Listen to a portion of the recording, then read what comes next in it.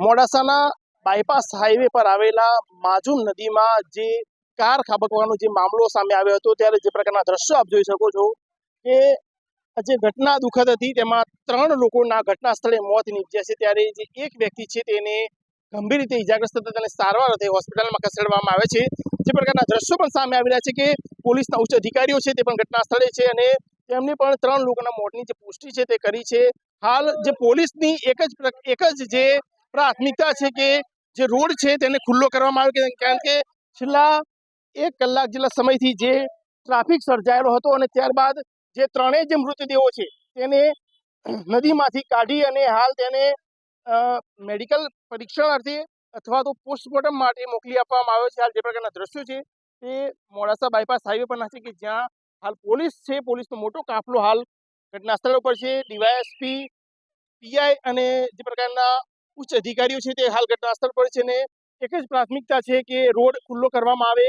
અને જે પ્રકારની ઘટના આખી સામે આવી હતી, પેલેટ ચોકડી તરફથી આવી રહેલી જે કાર હતી, ચાલકે સ્ટીયરિંગ ઉપરથી કાબુ ગુમાવ્યો અને કાબુ ગુમાવ્યા બાદ જે પ્રકારની ઘટના સામે આવી, જે કાર છે તે માજુમ નદીમાં ખાબકી અને આ જે કાર છે જેમાં 4 જે લોકો હતા તે સવાર હતા અને આ જે ઘટનામાં 3 લોકોના ઘટના સ્થળે મોત નીપજ્યા છે, જ્યારે એક વ્યક્તિ છે તે ગંભીર રીતે ઈજાગ્રસ્ત થયો છે।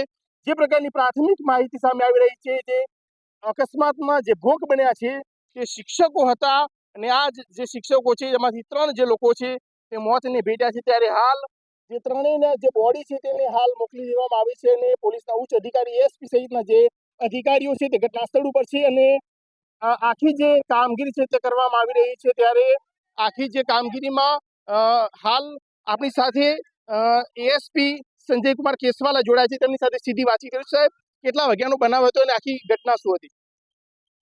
લગભગ 9:30 પોણા 10 ની આજુબાજુનો બનાવ છે, જેમાં આ લોકો શામળાજી તરફ જઈ રહ્યા એવું પ્રાથમિક દ્રષ્ટિએ લાગે છે। કોઈ પણ રીતે કાબુ ગુમાવેલો હશે ડ્રાઈવરે, જેથી કરીને નીચે આ જે બ્રિજ છે એની નીચે ગાડી પડી અને ટોટલ 4 એમાં મુસાફરો હતા ડ્રાઈવર સહિત, જેમાં એકને હોસ્પિટલે લઈ જવામાં આવેલ છે અને 3 જે છે એ પ્રાથમિક દ્રષ્ટિએ લાગે છે કે મરણ ગયેલ છે, છતાં પણ એની પુષ્ટિ માટે હોસ્પિટલે એમને ખસેડવામાં આવેલા છે। સાહેબ, જે રેસ્ક્યુની કામગીરીમાં કયા કયા ડિપાર્ટમેન્ટ જોડાયેલા હતા અને કઈ રીતે કામગીરી આખી? તાત્કાલિક જે મોડાસા ટાઉન પોલીસ છે એમના પીઆઈ અને સ્ટાફ છે એ અહીંયા હાજર હતા। જે ફાયરની ટીમ છે એને પણ તાત્કાલિક જાણ કરવામાં આવેલી હતી, એમ્બ્યુલન્સ છે એને પણ જાણ કરવામાં આવી કે જેથી તાત્કાલિક એમને જે પણ બોડી હતી એમને હોસ્પિટલે ખસેડવામાં આવી છે। ટ્રાફિકની થોડી સમસ્યા હતી, એ પણ તાત્કાલિક પોલીસે જે છે એ એમાં કાર્યવાહી કરી અને અત્યારે ટ્રાફિક છે એ પણ નોર્મલ છે। આભાર સાહેબ। તો આ હતા સંજયકુમાર કેસવાલા, એએસપી, જેમને જણાવ્યું કે જે પ્રકારે આખી ઘટના સામે આવી છે, રક્ષાબંધનનો દિવસ હતો અને જે પ્રકારની આખી ઘટના સામે આવી, 3 લોકોના મોત નીપજ્યા। પોલીસની એક જ પ્રકારની જે પ્રાથમિકતા છે કે 3 મૃતદેહો છે તેમને પોસ્ટમોર્ટમ માટે મોકલવામાં આવ્યા છે અને હાલ જે ટ્રાફિકની જે સુવિધા અગવડતા ન પડે લોકોને, તેના માટે જે ટ્રાફિક ખુલ્લો કરવાની જે કામગીરી છે તે હાલ રસ્તા પર કરવામાં આવી રહી છે। ત્યારે આજનો દિવસ છે તે અરવલ્લી અને ખાસ કરીને મોડાસા માટે દુઃખદ રહ્યો, જેમાં 3 લોકોના ઘટના સ્થળે મોત નીપજ્યા। સહયોગી યક્ષ પ્રજાપતિ સાથે મૃદુલ પ્રજાપતિ, સમાચાર 31, અરવલ્લી।